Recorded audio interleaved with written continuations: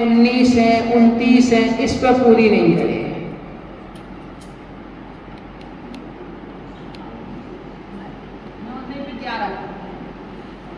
तो इस तरह से जाप का एक नियम होता है।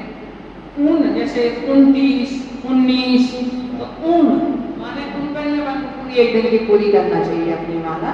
करो तो फिर 19 से 21 करो, कहते नहीं आपका काम 21 होगा। तो इसलिए माला के लिए भी काम है कि 19, 29, 39, 49 इन पे अपन ना करो। अपन करो तो या तो मैं 7 में पूरा कर दो या फिर करो 11, 13, 15 इस तरह से करके सकता। तो एक तो ये नियम है माला का। दूसरा है घर की अपेक्षा मंदिर में और मंदिर की अपेक्षा भगवान के सामने सबसे ज्यादा फल माला का भगवान के सामने ही है। अन्यथा नदी के किनारे, पर्वत पे, इन सब का क्रम से फल पड़ता हुआ है। घर में जितना है उसकी अपेक्षा से कहीं नदी के किनारे, फिर पर्वत के शिखर पे बैठ करके, फिर उसके बाद मंदिर में बैठे पर किसी और स्थान पे बैठे हैं उसका, फिर इसके बाद भगवान के सामने बैठ करके करना, ये सबके फल में अनंत कई गुना, असंख्यात गुना अंतर आ जाता है। क्योंकि भगवान जब हमारे सामने हो, हम भगवान के जब सामने बैठे हुए हो तो हमारा मन थोड़ा सा अलग होता है। और घर का एक मन देखो सबसे कम फल है घर में करने में, सबसे कम फल है घर में करने में। उसके बाद में और फल जो है वो बढ़ता हुआ है। तो ये वाली माला जो हम चतुर्मास के संबंधी कर रहे हैं वो अच्छा है कि आप इतनी माला करें कि वो अपने मंदिर में ही करें। अगर किसी के लिए बीच में मान लो किसी ने सवालक का संकल्प लिया है, अगर उसे कहीं जाना है तो वो अपनी जाप तो ना छोड़े, किंतु वो यहाँ के में काउंट ना करे, क्योंकि उसकी जो जाप होगी वो खंडित नहीं होगी। आप पढ़ते रहोगे तो खंडित तो नहीं होगी, परंतु जो आप मंदिर में बैठ के कर रहे हो यहाँ काउंट आप वो ही करना। करने को आप कभी भी कर सकते हो, परंतु जितनी जाप मंदिर में करो आप यहाँ लिखना उतनी, और वैसे छोड़ना नहीं। किंतु आप कहीं जाओ तो चाहे भले आप एक माला कर पाओ, उसमें से एक माला कर लेना। अगर आपने 11 का संकल्प किया है तो फिर आप 11 ही करोगे, तो उसको छोड़ना नहीं, अन्यथा आपका संकल्प क्या होगा, संकल्प टूट जाएगा, बीच में खंडित हो जाएगा आपका संकल्प।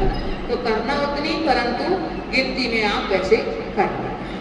और जैसे जो लोग 11 करेंगे, अब उनके लिए 3-4 जाप, कोई मंत्र बड़ा नहीं है, अगर ज्यादा कर लेंगे तो उनका सवाल वैसे ही हो जाएगा। अगर अपना इतना समय और थोड़ा सा वो निकाल ले तो उनका अपना अपने आप में पूरा हो जाएगा। एक आप नहीं तो 1 कर सकते हो, 3 कर सकते हो, 5 कर सकते हो, जितना आपसे जितना हो आप उतना कर सकते हो। आप संकल्प 11,000 का कर सकते हो, आप 21,000 का कर सकते हो, आप 31,000 का कर सकते हो, 51,000 का कर सकते हो, आप कितना भी ऐसे संकल्प कर सकते हो। और किसी को कुछ पूछना है जाप के संबंध में, पूछना है किसी को तो बता दें।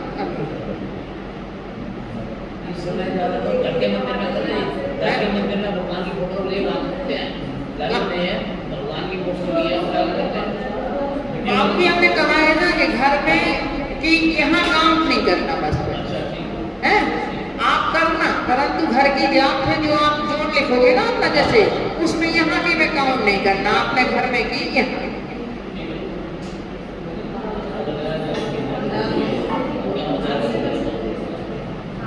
हाँ, हाथ पे माला पे किसी से भी कर सकते हो। अब माला से जो माला की किस चीज की माला होगी उसका भी असर अपने लिए मिलता है, उसका भी प्रभाव अपने लिए मिलता है। और हाथ पे भी कर सकते हो, हाथ पे करने का कोई निषेध नहीं, परंतु वैसे नियम ये है कि अपनी माला से ही हमें करनी चाहिए, क्योंकि दूसरे ने किस उद्देश्य से की है, किस निमित्त से उसने की है, उस माला में उसी तरह के परमाणु तो होंगे, उसकी भावना उससे। आप मान लो कोई किसी के लिए कर रहा है, हम किसी उद्देश्य से कर रहे हैं, तो इसके कारण से माला तो अपनी ही होनी चाहिए, माला से करें। और पोली माला से जाप नहीं होनी चाहिए।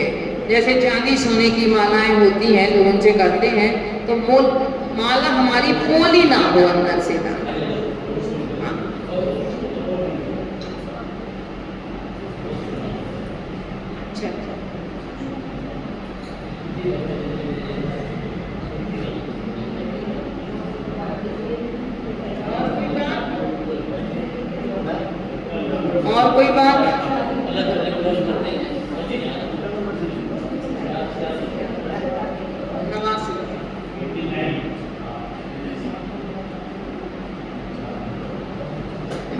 अब शुरू करें और कुछ नहीं पूछना।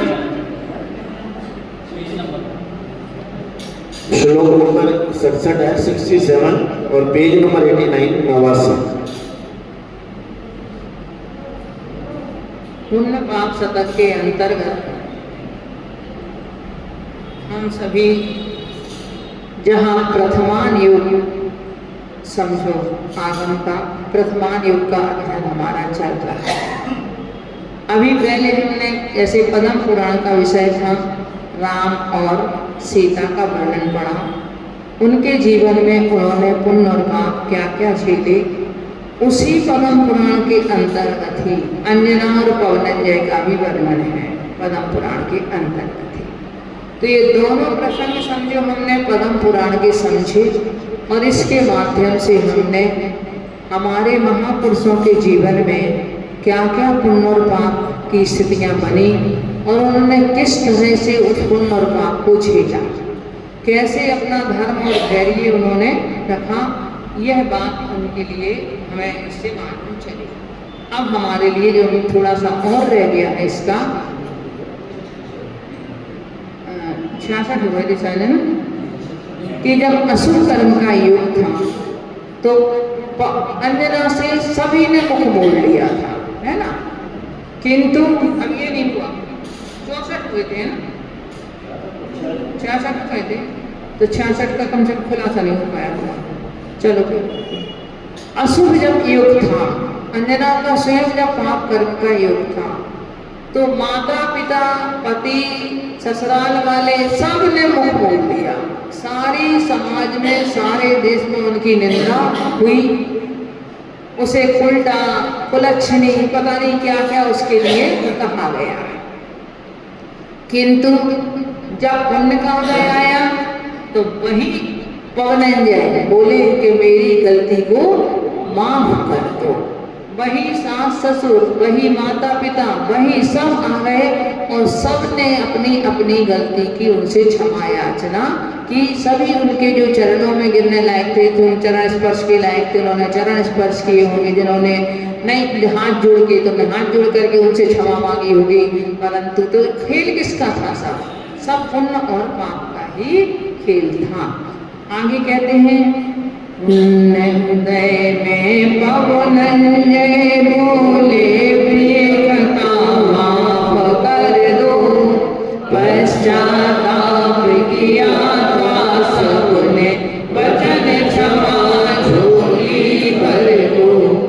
पापोदय में मेरा सुंदरी थोड़ी पति सुनाई थी, अड़ग रही पति की गलती में व्यथा सुनाई थी।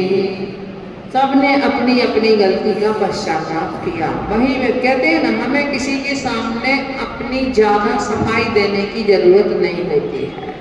समय पे अपने आप वो सब साफ हो जाता है, सब भूल जाता है और सामने वाले को अपनी गलती भी महसूस हो जाती है।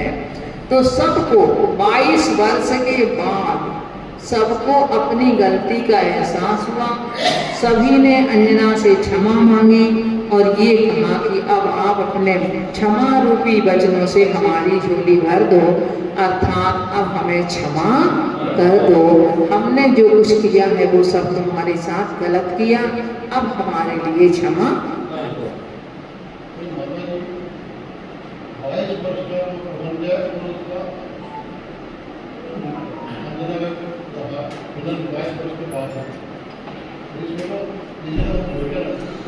हाँ, थोड़ा सा समय तो बड़ा ही होगा,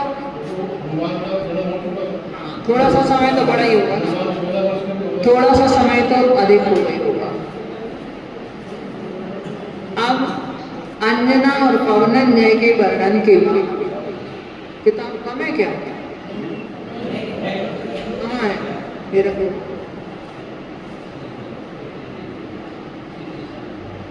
अब है मैना सुंदरी और श्रीपाल का वर्णन। पाप कर्म के उदय में मैना सुंदरी का विवाह किसके साथ हुआ? कोड़ीपति के साथ। और ऐसे नहीं हुआ, जानबूझ करके हुआ। माने कभी कभी तो मन में ये आश्चर्य होता है कि ये अभिमान आदमी का क्या क्या नहीं करा देता है। हमें सोचने की बात ये है, माता पिता भी अपने बच्चों के साथ ऐसा निर्णय ले सकते हैं।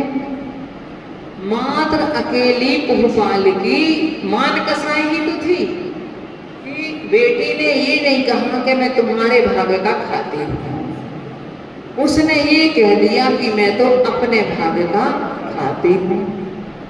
इतनी सी बात में बच्चों की तो माता पिता कितनी बड़ी बड़ी गलतियां माफ करते हैं, उन पर ध्यान नहीं देते। और एक किसी ने सिद्धांत की बात कही अपने पिता से, और उसके बाद भी उनका अंदर का एक अभिमान था, अहंकार था, वो ऐसा चाहता कि अपनी बेटी के लिए ऐसा पति खोजा के जो कुष्ठी था, कुष्ठ रोग से ग्रसित था। और कहाँ कोई राजपाट नहीं था उस समय, उनके पास में कुछ नहीं था, जंगल में निवास कर रहे थे। ऐसे पति के साथ में मैना सुंदरी का विवाह हुआ। देखो सीता और अंजना का तो विवाह हुआ था तो एक बहुत योग मोक्षगामी ऐसे उनसे हुआ था, है ना, ऐसे पति उनको मिले थे। यद्यपि श्रीपाल भी उसी भाव से मोक्षगामी थे, परंतु वर्तमान स्थिति तो ऐसी नहीं दिख रही थी। वर्तमान स्थिति तो उनकी ये दिख रही थी कि जंगल में रहते हैं, कुष्ठी है, भले उनके सास तो सखा है, साथ में सब कुछ है, परंतु कुष्ठ रोग से वो भी गलित कुष्ठ सा था उनके लिए था। फिर भी पिता ने उनके साथ में विवाह कर दिया, परंतु फिर भी अंत समय में आखिर जब उसकी विदाई करने लगे तब पिता को भी अपनी गलती का एहसास हुआ कि ओहो मैंने बहुत गलत निर्णय ले लिया है, क्या होगा उस बेटी का। परंतु उस समय भी बेटी ने यही कहा, पिताजी मेरे भाग्य में जो होगा वो होगा, आप चिंता मत करें, यदि मेरा पुण्य होगा तो ये कोड़ीपति कंचन जैसी काया वाला हो जाएगा। मैना सुंदरी ने यही कहा। वह भी अपने पति की भक्ति में अडिग रही और परंतु कब अपनी व्यथा किसी को नहीं कही, अपने पति की सेवा, भक्ति से मतलब सेवा करती रही अपने पति की। और अंत में जब उसके लिए गुरु का समागम मिला तब गुरु से अपनी व्यथा कही। तो व्यथा भी ऐसे नहीं कही कि मैं दुखी हूँ, या बस ये कहा कि मुझसे इनका दुख नहीं देखा जाता, मुझसे इनका कष्ट नहीं देखा जाता, यह कह दिया। बस जैसे गुरु से ये कहा, गुरु ने कहा, गुरु आगे और उनके लिए आशीर्वाद देते हैं, वो करते हैं, तब वह उसके लिए अपने आप में एक शांति मिलती है। गुरु उपाय बताते हैं। क्या उपाय बताते हैं? देखो, पुण्योदय आशीष गुरु ले सिद्ध चक्र पर याग किया, कोड़ीपति का बंधोदक से कुंडल जैसा रूप किया, पापोदय में श्रीपाल को कष्ट हुआ, जल डूब गया, पुण्योदय में बड़ी सुंदरी कोटिवट का रूप लिया। यद्यपि प्रसंग नहीं मिलता कि मैना सुंदरी की कोई गलती पूर्व जन्म क्या, ऐसा नहीं मिलता कि उन्होंने क्या गलती की थी। श्रीपाल का प्रसंग तो आता है शास्त्रों में कि श्रीपाल ने मुनिराज को कुष्ठी कहा था, तो इसके लिए उनके लिए गलत कुष्ठ हुआ उन्हें स्वयं। किंतु मैना सुंदरी का ऐसा कोई प्रसंग नहीं मिलता कि उन्होंने क्या गलती की थी, इस कारण से उन्हें कुष्ठीपति के साथ विवाह होना पड़ा। परंतु इनका संबंध पूर्व जन्म से भी था। पूर्व में भी ये दोनों राजा रानी थे, पति पत्नी थे, राजा रानी दोनों थे। तो इन्होंने पूर्व में भी सिद्ध चक्र विधान किया था, पूर्व पर्याय में भी।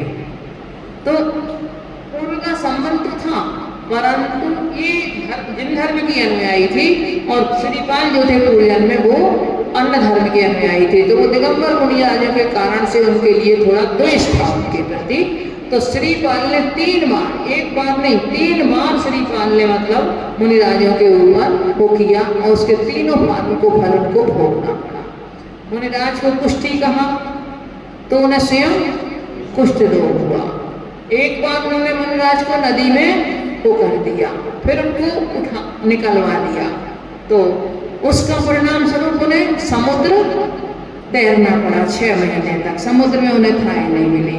और तीसरा उनका सूली पे उनका आता है, अब पता नहीं मुनिराज, मुझे याद नहीं है पूरा प्रसंग मुनिराज के साथ ही है या किसी और के साथ है, कि उनके लिए उस समय सूली पर भी चढ़ना पड़ा, तो सूली पर भी चढ़ना पड़ा, ये भी उनका पूर्व पाप कर्म का ही उदय था श्रीपाल को।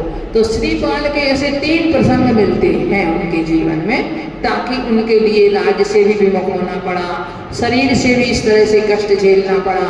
देखो 6 महीने तक किसकी सामर्थ्य है कि वो 6 महीने तक समुद्र तैरता रहे, पर पुण्य कर्म का भी साथ में तीव्र था, साथ में तीव्र पुण्य कर्म का उदय था कि वो कैसे थे, कोटि भट्ट थे, 1 करोड़ योद्धाओं का बल श्रीपाल में था, वो कहलाते हैं कोटि भट्ट, जिनको 1 करोड़ योद्धाओं से भी जो अकेले जूझ सकते हैं। 1 करोड़ योद्धाओं में जितना बल होगा, जितना बल उनमें अकेले था, ऐसे थे श्रीपाल। और उसके बाद भी देखो इतने पुण्यात्मा होने के बाद में भी, परंतु जो कर्म उदय में आने थे उनने नहीं छोड़ा। 6 महीने तक उसी अपने बल के कारण, जो शरीर में बल था उसके कारण ही समझो 6 महीने तक वह समुद्र को तैरते रहे, और अंत में समुद्र का किनारा 6 महीने के बाद मिला उनके लिए। तो इस तरह से पुण्य उदय जब फिर, परंतु मैनासुरी का ऐसा प्रसंग वैसे नहीं मिलता है, पर फिर भी कहीं ना कहीं अगर हम आगम के आलोक में देखें तो कुछ ना कुछ तो कोई कर्म का उदय होगा ही। अब उसने जी अपने पति की सेवा में लगी रही, जिस तरह से उसे सेवा करनी थी, जैसी आवश्यकता थी उस समय वो पति की सेवा की। जब उसके लिए गुरु मिले तो गुरु से कहा कि, तब गुरु ने उनसे क्या कहा कि पुराने में पुण्योदय आशीष गुरु ले सिद्ध चक्र वर यज्ञ किया, कोड़ीपति का कंदोदक से कुंदन जैसा रूप किया, आपोदय से श्रीपाल को कष्ट हुआ जल डूब गया, पुण्योदय में बड़ी सुंदरी कोटि भट्ट का रूप लिया। इन्होंने भांड कहा था मुनिराज, उसके फलस्वरूप तीनों बार मुनिराजों के ही निमित्त से इन्होंने कर्म का बंध किया। तो गुरु ने क्या कहा, जब पुण्य कर्म का उदय था तो गुरु ने उपाय बताया, और उन्होंने कहा कि अब समय बहुत अधिक नहीं शेष रहा, तुम सिद्ध चक्र का पाठ करो। और सिद्ध चक्र का पाठ करने से वहाँ श्रीपाल और वह 700 सखा भी मौजूद थे, उन लोगों ने भी अपनी भाव भक्ति की होगी, और वहाँ मैना सुंदरी ने सिद्ध चक्र का पाठ किया और उसका कंदोदक शरीर के शरीर पर छिड़का। उसके माध्यम से उनका शरीर ज्यों का त्यों कुंदन जैसा चमक उठा, सारी बीमारियां दूर हो गई, सारा उनका कुष्ठ रोग दूर हो गया, और कुष्ठ रोग दूर हो जाने के बाद में भी शरीर भी पहले जैसा कुंदन जैसा हो गया। पाप कर्म का उदय दूसरी ओर श्रीपाल का ये भी था कि उन्होंने कष्ट हुआ। देखो जो इनके लिए ले जा रहा था कि तुम चलो मेरे साथ में चलो, जिनके साथ जा रहे थे जहाज में व्यापार करने के लिए, और वही रानी पर आसक्त होकर के उसी ने इसको मारने का प्रयास किया कह दिया, जहाज को रोक दिया, कह दिया कि जहाँ रस्सी ऊपर से मतलब इसका जो है वो इसको चढ़ करके ऊपर से सुधारा जा सकता है इसको, जैसे ही वो ऊपर चढ़े नीचे से रस्सी काट दी। सही बात तो ये है कि विषया सत्य चित्तानां गुणा कोवा न नश्यति, न वैदुष्यम न मानुष्यम ना भी जात्यम ना सत्यवा। छत्र चूड़ामणि में एक नीति आई है कि विषयों से आसक्त जिसका चित्त है हो चुका है, उसके कौन से गुण नष्ट नहीं होते, ना तो उनकी विद्वत्ता रहती है, अगर विद्वान भी है वो भी अगर विषयों में आसक्त हो गए तो वो उनकी विद्वत्ता समझ उस समय उनका ज्ञान सो जाता है और बड़े से बड़े अनर्थ करने के लिए वे तत्पर हो जाते हैं। ना मानुष्यम, उनमें मनुष्यता भी नहीं रहती, कि मनुष्यता से मतलब मानव तो रहते हैं परंतु मनुष्यता उनमें नहीं रहती, मानवता का भी वे हनन कर देते हैं, और ना उनमें कुलीनता रहती है। मैं किस कुल का हूँ, मेरा क्या कर्तव्य है, मेरा क्या मतलब मेरा आचरण होना चाहिए, यह भी सबको भूल जाते हैं। कब? जब विषयों से आसक्त चित्त हो जाए। धवल सेठ का चित्त विषयों से आसक्त हुआ और उस विषयों से आसक्त होने के बाद में उसने श्रीपाल को मार करने का भी प्रयास कर दिया, परंतु जाको राख साइया मार सके ना कोई। श्रीपाल का पुण्य का उदय था, भले 6 महीने तक उनके लिए समुद्र तैरना पड़ा, परंतु आखिर उनके लिए समुद्र तैरने के बाद में उनके प्राण नहीं गए, वह ज्यों के त्यों रहे। और इसके बाद में उनका पुण्य कर्म का उदय आया। जहाँ जिस नगर में जहाँ ये पहुँचते हैं वहाँ का मंदिर का दरवाजा कितने सालों से बंद था, उस राजा को बता दिया था कि तुम्हारी बेटी का पति वही होगा जो अपने भुजाओं से समुद्र तैर करके आएगा और वो इस समुद्र मंदिर का दरवाजा खोलेगा, वही तुम्हारी बेटी का पति बनेगा। श्रीपाल उस नगर में जाते हैं। राजा ने अपने लोग लगा रखे थे कि देखो कौन अपनी भुजाओं से तैर करके आता है समुद्र। और जैसे ही अपने किनारे वहाँ गए, वहाँ सो रहे थे थकान के मारे, तो उनके अनुचर आए राजा के, दे गए इनके लिए। इन्होंने दरवाजा खोल करके भक्ति वहाँ की भगवान की सारे राजा मेरे सब, फिर उनका विवाह उसके साथ गुणमाला के साथ में होता है। और वही जिसने विवाह कर दिया अपनी बेटी का, जब धवल सेठ वहाँ भी पहुँच गया, इनको आधा राज्य दे दिया था इनको अपना, तो इन्होंने अपने राज्य ये कर रहे थे। राज्य करने के साथ साथ जब टैक्स वगैरह जो था लोगों का वो लेना था। अब इनके माल की जांच की उन्होंने, धवल सेठ के जहाज की, तो गलत माल था उस समय, तो जब सजा तो उसे मिलनी चाहिए थी, परंतु उसने स्वांग रचा फिर कि ये मेरे लिए मैंने सजा दिलवाएगा क्योंकि मैंने इसके साथ ऐसा किया। पापी का मन तो हमेशा उसे अपने आप को तो मालूम रहता है कि मैंने किसी के साथ पाप किया। तो स्वांग रचा और भांड बन करके सारे जो लोग थे वो सब भांड का रूप लेकर के आ गए। हाय बेटा, हाय भांजा, हाय ये सब उसके लिए इस तरह से कहते हुए सारे आ गए। अब राजा को कहाँ विश्वास होगा फिर, तो फिर उनकी बेटी ने कहा पिताजी ऐसा नहीं हो सकता, इसका मैं तुम्हारे लिए उत्तर दूंगी। आप जहाँ उनके लिए सूली पे सारी तैयारी हो गई, सूली पे उनके लिए बस सिर्फ चढ़ाना था, सूली पे सारी तैयारी हो गई थी। श्रीपाल ने कहा मेरा अब यहाँ कोई नहीं है, कोई मेरी बात नहीं सुनेगा, इसलिए यहाँ कुछ भी कहना व्यर्थ है। उन्होंने कुछ नहीं कहा, श्रीपाल ने मौन ले लिया। बस गुणमाला जब पूछने के लिए गई श्रीपाल के पास में कि स्वामी आप सत्य का उद्घाटन करो, तो उन्होंने कहा मैं नहीं, सत्य तो तुम्हें जहाज में बैठी हुई रैन मंजूषा बताएगी।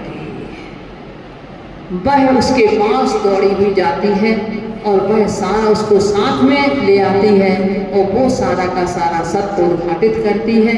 तब जा करके श्रीपाल को सूली से बचना हो जाता है।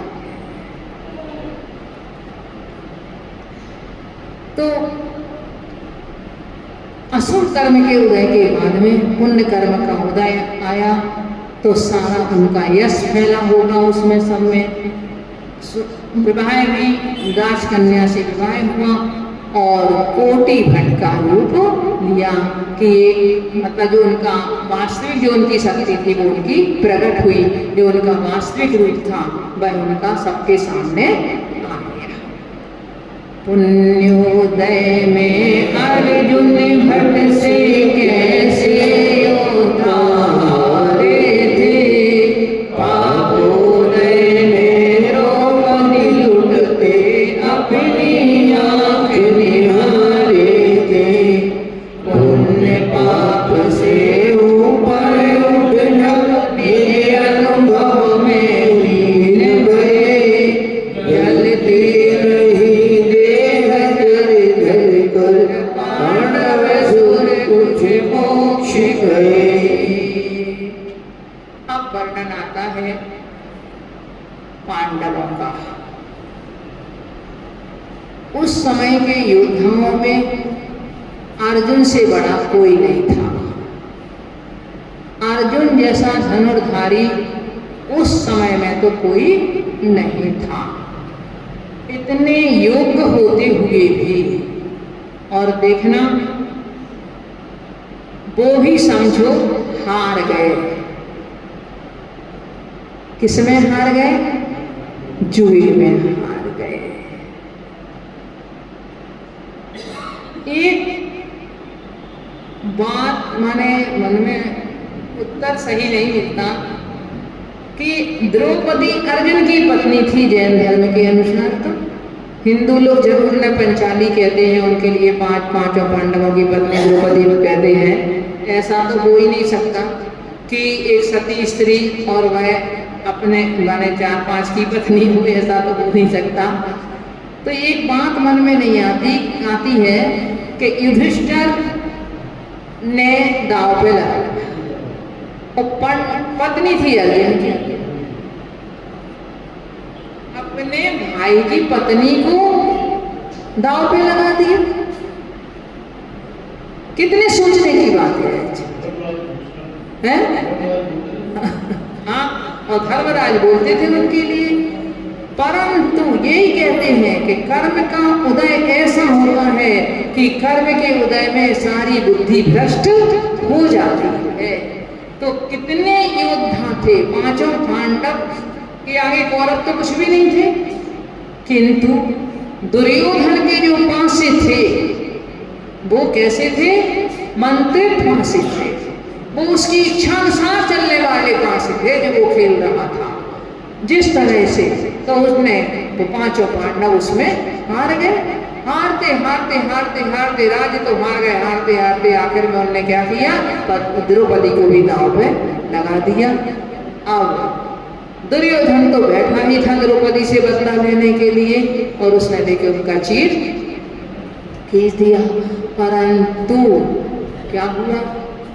द्रौपदी का पुण्य का उदय कहें, शील की उसकी पवित्रता कहें, उसके कारण से उसकी रक्षा किसने की? उस समय देवों ने उसकी रक्षा की। भगवान की जो करें सेवता की करें देव सेवा, भगवान जो आपकी सेवा करते हैं उसकी सेवा देव भी करते हैं। तो उसका कुछ नहीं बिगड़ा यद्यपि, किंतु फिर भी एक समझ में कि ऐसे योद्धा और वह अपने सामने वह लेकर के द्रौपदी का चीर खींचता हुआ देखते रहे। वो तो उसका पुण्य था कि देवों ने रक्षा की, परंतु समय की बात देखो कैसा तीव्र पाप कर्म का उदय आया होगा उस समय में।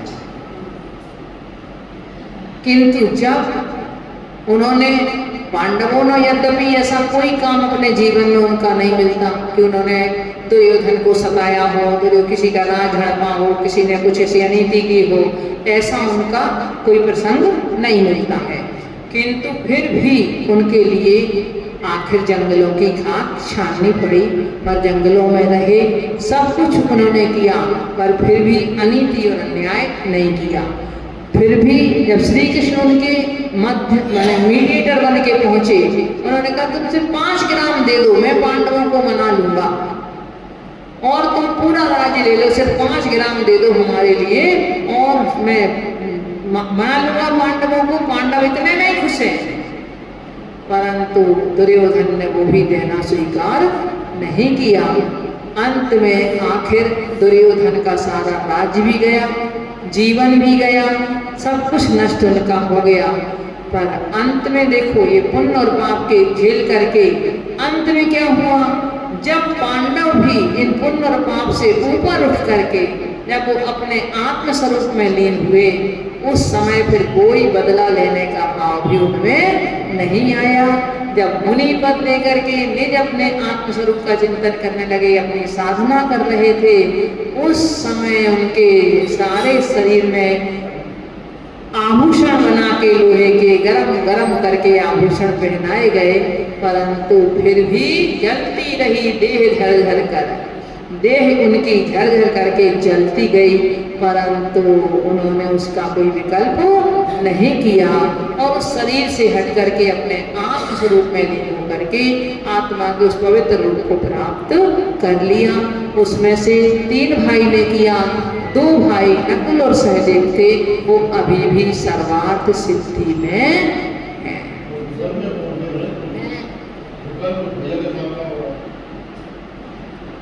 भैया के साथ आया कि ये मुनियों के ऊपर मतलब किस तरह से वो हो रहा है, क्योंकि उस समय जब यदि साधना में थे, मुनि बन गए थे, तो भाई का नाम से तो नहीं आ सकता विकल्प, किंतु मुनिराजों के ऊपर उपसर्ग हो रहा है, इसका विकल्प आ सकता है।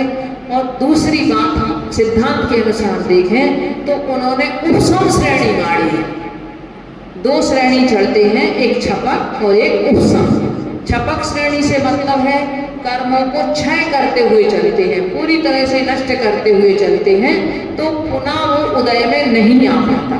और उपसम श्रेणी से मतलब होता है कि वह मोहिनी कर्म के लिए दबा करके चलते हैं, दबा दिया कुछ देर के लिए, अब जब दबाई हुई चीज होती है तो वो कुछ देर के बाद में उभर करके आ जाती है।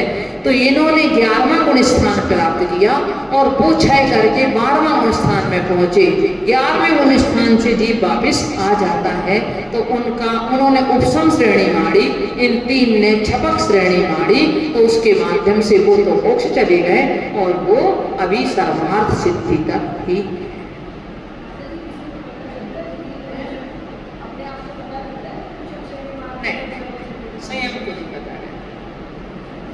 ये सब कार्य वहां का बुद्धि पूर्वक है। कौन? राजा श्रेणी। उनका बंध कैसे हुआ? जब मुनिराज के गले में सर्प डाला तब उन्होंने बंद किया। तीर्थंकर बनने का जब उन्होंने समौ शरण में भगवान महावीर के 60,000 प्रश्न किए राजा श्रेणिक ने, उस समय तीर्थंकर के भगवान के सानिध्य में ही उन्होंने तीर्थंकर प्रकृति का बंध किया।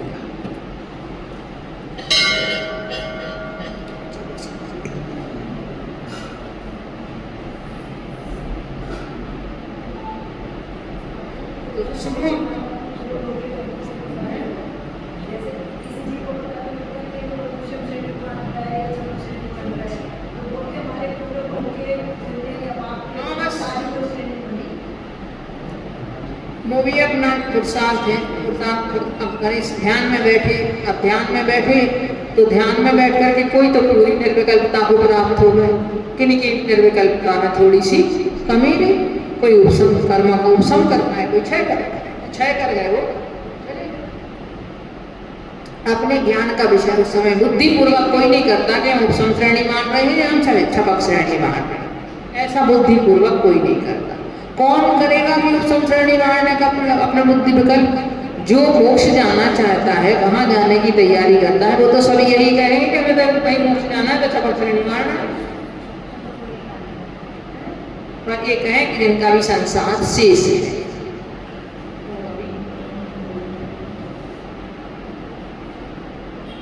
चंदन वाला राजकुमार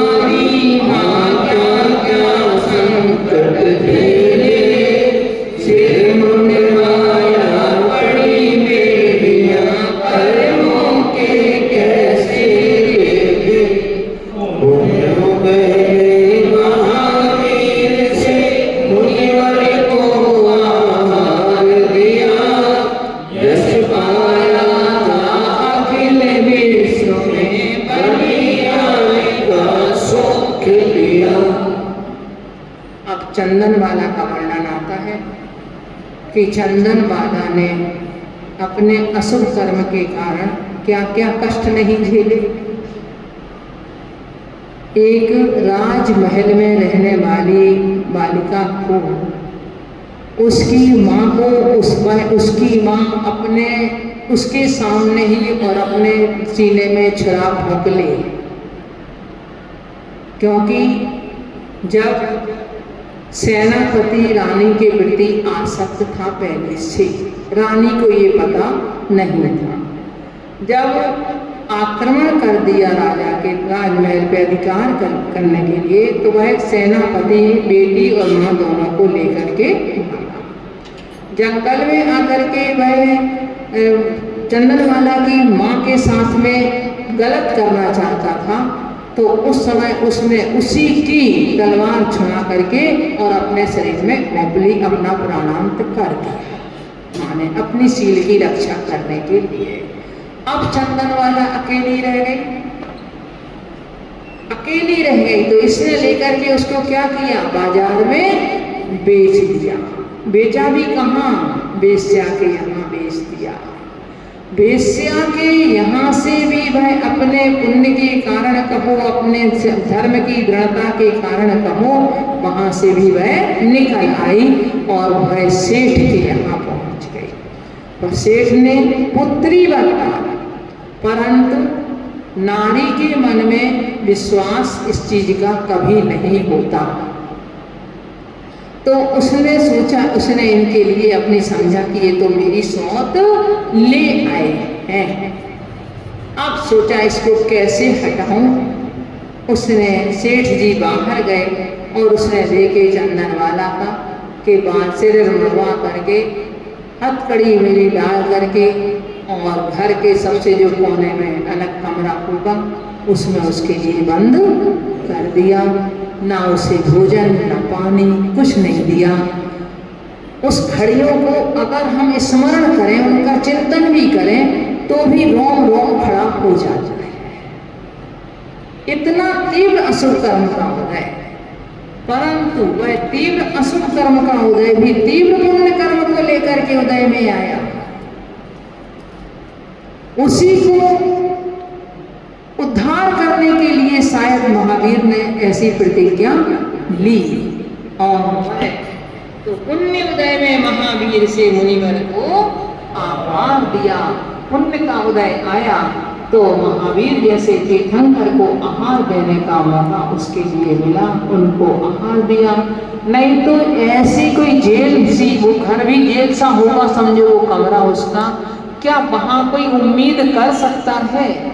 परंतु कहते हैं कि देखो तुम्हारा पुण्य होगा तो जंगल में भी तुम्हें मंगल हो जाएगा, कहीं भी कैसे भी हो वहां भी तुम्हारे लिए तीर्थंकर। यदि नरक से आने वाले जो तीर्थंकर हैं, 6 महीने पहले उनके चारों तरफ बाढ़ लग जाती है, कोई नर की उन्हें कष्ट नहीं दे सकता, नर के दुख उनके लिए वहां नहीं होते।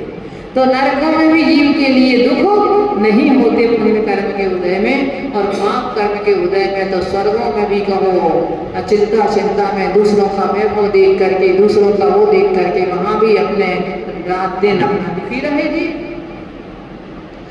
तो वह यद्यपि दुख तो हो, परंतु फिर भी वह चंदनबाला ने अपने धर्म को नहीं छोड़ा, भगवान को लिए स्मरण नहीं छोड़ा, उनका संकीर्तन नहीं छोड़ा। उसका फल ये हुआ कि क्या हुआ कि भगवान महावीर को उन्हें आहार देने का मौका मिला। उसके कारण से उसने सारे विश्व में यश प्राप्त किया, संपूर्ण विश्व में यश प्राप्त किया। और जाकर के, क्योंकि इतनी संसार की स्थितियां देख लेने के बाद में किसके मन में फिर संसार के प्रति राग रहेगा, किसके मन में रहेगा। जब इस तरह की संसार की स्थितियां प्रैक्टिकली हमारे साथ हो जाए तो किसके मन में राग रहेगा, राग तो वैसे भी छूट जाएगा। तो उन्होंने लेकर के भगवान महावीर के शरण में आरिका बनी, आरिका बन करके सबकी जितनी भी उसमें आरिकाएं थी उनके समूह शरण में उन सबकी प्रमुख वह चंदनमाला बनी और अंत में लेकर के अपने इस नारी पद का उच्छेद करके वह भी 16वें स्वर्ग में जाकर के सभी सतियां जो भी हैं वो 16वें स्वर्ग, क्योंकि आरिका कहूँ जब तक वस्त्रधारी हैं उनकी अंतिम सीमा है 16वां स्वर्ग। तो अंतिम सीमा तक, वहाँ तक सबसे उत्कृष्ट अवस्था तक जितना उस पद से प्राप्त किया जा सकता था उतना उसमें अपना प्राप्त कर लिया। आगामी भाव में इन सब के लिए मुक्ति को प्राप्त होना है। ओम नमः शिवाय।